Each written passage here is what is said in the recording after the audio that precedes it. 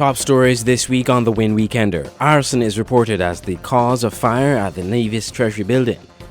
Daughters of Labour movement heroes remove wreaths laid by Unity politicians.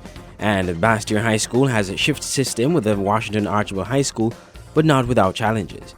I'm Andre Huey and welcome to this another edition of the WINN Weekender. The Friday, January 17th destruction of the building in Charlestown that housed the Inland Revenue Department, Value-Added Tax, Treasury and Information Technology Departments of the Nevis Island Administration was the work of arsonists. Premier Vance Amory, in an address to the nation Thursday, said an investigation into the cause of the blaze, led by Canadian retired fire chief and investigator Robert Riches, found evidence that arson was clearly the cause of the fire that ravaged the financial complex. More in this report from Clive Backus. 2 incendiary devices were used. The devices were petroleum-based. These devices entered the structure through a maintenance opening on the west side of the building. Both devices landed on the false ceiling. One device landed towards the southwest corner of the Treasury office. The second landed approximately 3 feet from the front door on the north side of the Treasury office. The devices ignited, thus starting the fire. End of quote. At page 5 of the report, under the caption "Bottom Line," the experts seem to conclude that the destruction of the Treasury building was as a result of a vicious arson attack. Premier Vance Amory, in an address to the nation Thursday, said an investigation led by Canadian retired fire chief and investigator Robert Riches found evidence that arson was the cause of the fire that ravaged the financial complex. They went on to state, and I quote, "The resulting fire gutted the Treasury and VAT offices, and the Inland Revenue Department sustained considerable damage. Fortunately, no lives were lost." After completing this comprehensive forensic fire reconstruction and analysis, it is the opinion of the investigators that this was not a random act of mischief, but rather a well-developed and orchestrated plan of mayhem. We are of the opinion that a well-thought-out plan of attack was made at the heart of the government and people of Nevis. End of quote.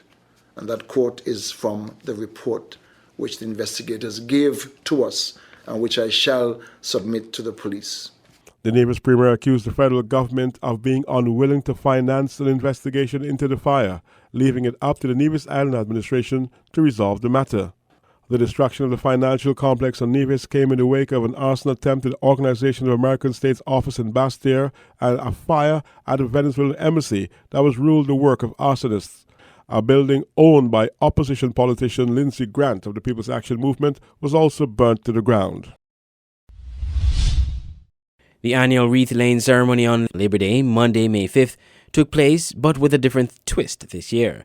Former Deputy Prime Minister Sam Condor told WINN FM that he and Dr. Harris, along with members of the opposition Team Unity Alliance, laid 7 wreaths on the graves of Labour movement stalwarts on Sunday, the day before the annual wreath laying by the Labour Party and the Labour Union. But unlike last year, the wreaths were removed from the graves of the Labour stalwarts by their daughters. The actions generated a debate and some rather strong comments from the Labour Party during the Labour Day observances in defence of the move. More in this report. More criticism targeting former ruling Labour Party ministers Sam Condor and Timothy Harris after they laid wreaths on the graves of the nation's first national hero, Sir Robert Llewellyn Bradshaw, and other departed Labour movement stalwarts. The Team Unity wreaths were removed by the daughters of Robert Bradshaw and Paul Southwell, who expressed disappointment that Team Unity's colour, orange, had featured prominently in the wreaths. Delivering his Labour Day address at a rally of the ruling party Monday, Prime Minister Denzil Douglas too blasted his former colleagues who defected from the Labour Party for their attempt at paying tribute to Bradshaw and the others. Today, we did it right.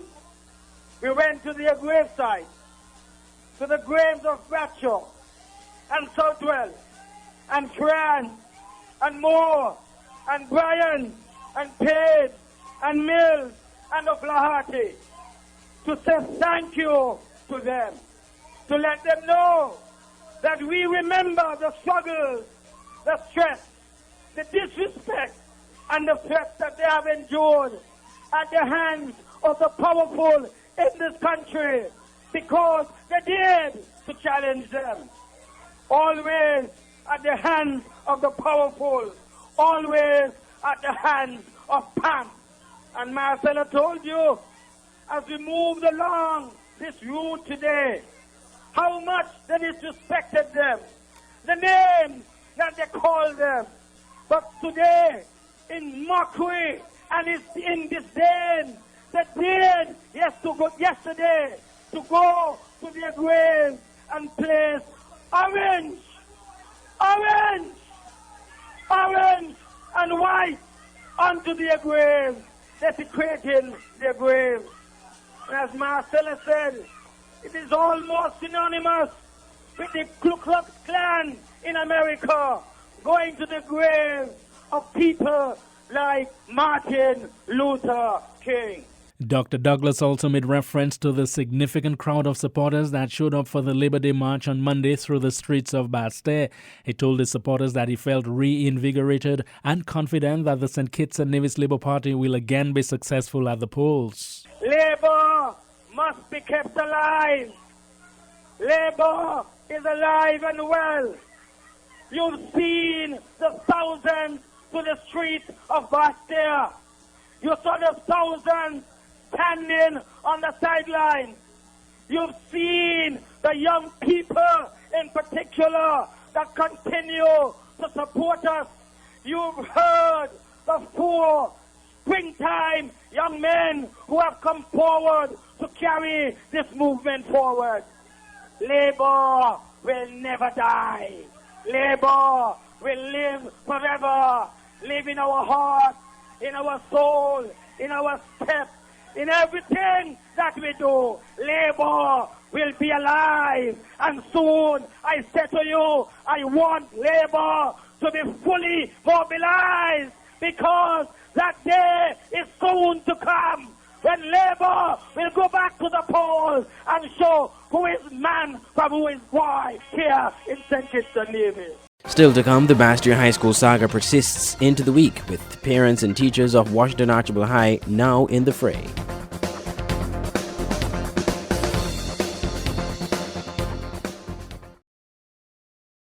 WINN is 98.9. 98.9 is WINN FM. WINN FM's mission is to contribute meaningfully to the information, awareness, and the development of our nation and the region through the building of educated and informed communities. WINN FM faces the issues squarely, without shying away from controversy, while striving continuously to provide balanced, responsible reporting. Better music, better talk, better radio. 98.9 WINN FM. Welcome back. An agreement has been reached to relocate students of the Bastille High School and the Washington Archibald High School in a site-sharing arrangement. Students of the Washington Archibald High School will attend classes from 7:45 a.m. to 1:15 p.m. and Bastille High School students from 1:30 p.m. to 6:15 p.m. But parents and teachers of the Washington Archibald High School are not totally pleased with the arrangement. WINN TV's Tony Frederick Armstrong has more. Even before students of the Washington Archibald and Bastille High Schools settle into their new shift routine, tensions appear to be rising between parents and teachers of the two schools. An open letter making the rounds in the social media is causing a stir and has even drawn a response from the St. Kitts Teachers Union. An email from a Kay Pito suggesting that she is a Washington Archibald parent or possibly teacher charges that the Ministry of Education is recklessly exposing Washington Archibald children to potential cross-contamination from items that could be brought from the BHS campus. WINN FM has been unable to locate Kay Pito or anyone who knows her, but the letter has been widely disseminated in the social media and was emailed to local media houses, including WINN FM. Ms. Pito also claims that the Teachers Union is only concerned about the Bastille High School because its president teaches there and the principal is its general secretary. She charges that the BHS principal refused to use alternative workable spaces identified and offered to her for students, and alleges that she rejected an offer 2 weeks ago from the Washington Archibald principal to host her first formers. KP2 makes other disparaging claims about the BHS principal and calls on the ministry to reverse the time bomb of a decision to implement the shift system on the Washington Archibald campus. Teachers Union President Ron Collins, in a response, has asserted that the SKTU is not and will never be engaged in promoting the cause of one school, one set of teachers, or one group of students. The health and safety of all our members and all our students is of paramount importance and the greatest urgency. Thus, we will seek to address these concerns raised, he said in a written response sent to WINN FM. Mr. Collins defended the Basti High principal and says the union's record reflects that it responds to concerns of all teachers at all institutions, pointing out that it has represented teachers at the Washington Archibald High on various matters and that members of the school have sat on all three of the national executives that he has served on as president. He points out further that discussions on the BHS matter were brought before the National Executive and the General Council. The SKTU president says the union supported the Basti High in first seeking to find an alternative venue to house the school without affecting the scheduling of any other institution, and it offered recommendations that sought to address concerns of cross-contamination. Meantime, a parent of a Washington Archibald High student is speaking out about what she says is unfair treatment of that school's students. Calling in on WINN FM's breakfast show on Thursday, she said she was angered that the WashI students were being treated as though they were threats to the BHS students. The drug squad normally patrols the high schools. Both high schools, Maui City at one point in time, we have even called to get police there at the school because of certain things. Children going, taking up their bags, blah, blah, blah. If you were interested in your children and knowing that, you would have known that. I'm sorry to say if I sound harsh, but because I'm speaking very passionate this morning. In the news this past week, a wrangling ensued over who owns the building that housed former Deputy Prime Minister Sam Conder's old constituency office. For more in this report, we join WINN TV's Ken Richards. According to Sam Conder, the building belongs to him, while the land it is located on belongs to Mr. Val Morris. Val Morris counters that both land and building belongs to him. We asked Labour Party election candidate for West Bastille, Conris Maynard, where he stands on that matter. My only link to it would be that he is, of course, interested in having only the St. Kitts Nevis Labour Party occupy his property. The property belongs to him. He's the rightful owner of the property. When you say the property, you mean the land, because Mr. Conder is saying the building is actually his. Right. And I think, the astute persons of law would agree that property is anything affixed to it. So the property belongs to Val Morris. Additionally, we are not terribly or even in any way convinced that the building belongs to Mr. Sam Conder. There is just simply no evidence of this. Many stakeholders have come forward and said that they have been the ones who have contributed to that building that was put on Val Morris's property. That view is apparently firmly held as well by landowner Val Morris. Anything that is affixed permanently to the land belongs to the owner. It's affixed to the land. You'll agree with that? Well, I want to get clear what you're saying. Are you saying the building belongs to you? What I am saying is what the law says, not me say. What the law says is that anything which is permanently affixed to the land belongs to the owner. So if somebody is leasing land from you and they put up a building on the land, the building belongs to you? Well, I didn't lease anything to anybody, so that is not a question. So what was the arrangement? What was the arrangement initially? I did not give Sam Conder any permission to put nothing there. I gave the Labour Party permission to put something there, not Sam Conder. So that is the issue. He is no longer Labour and he should move out. That's what you're saying? He has left the party and I wrote him to that effect. Team Unity Sam Conder is insisting that the building is his, and he says he has sought to negotiate for compensation for the structure but has largely been ignored. The building is my property. In fact, I bought, over a number of years, I bought a building from Tweed, and I bought a building from a gentleman a long time ago who had a building down by the abattoir. They had a little shell there, and I bought two properties, and I've added to them over the years. In fact, the entire property, the fencing, when I occupied the property, when I had permission from Val Morris to use it, it was just an empty piece of land. I fenced it. The material to fence it came from TDC on my personal account, paid for by my personal money. I'm Ken Richards for the WINN Weekender. To end this edition of the WINN Weekender, a look at some of the headlines. Arson is reported as cause of the fire at the Nevis Treasury Building, and the Bastia High School has shift system with Washington Archibald High School, but not without challenges.